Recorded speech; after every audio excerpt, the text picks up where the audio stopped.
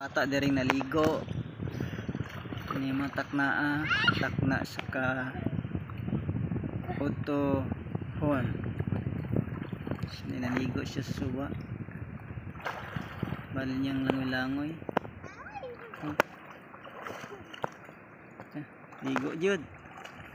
Pabugnaw na siya sa kaiting init man karon.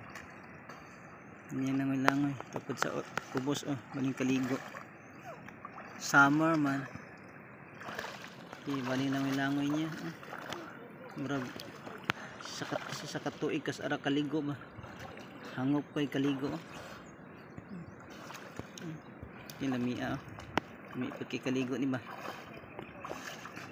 So ninintak na yata din sa suba sa Buntawan atong gi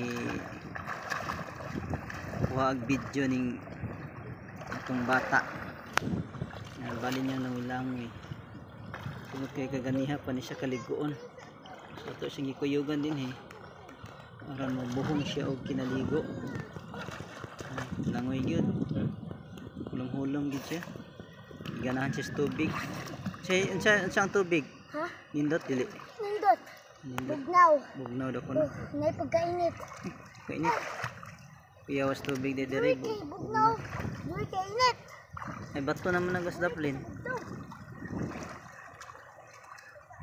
Okay, so wala niyang tiglom-tiglom. So dito dapit na ako nangaligo dito, no? So init kay nining taknaa din Pati inita jud. So kinahanglan jud og muligo.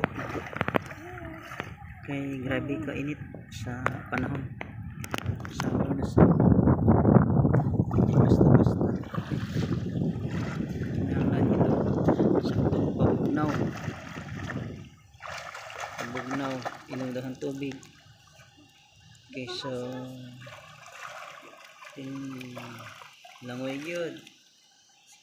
So dinhi nang takutob og sa tanan nga wala pa nakapalo sa ako nga Facebook, pakipalo Katulong Vlog, natay sa YouTube Katulong Vlog, kung napunta sa TikTok Katulong Vlog Ricar, para update mo sa ato mga sunod mga video.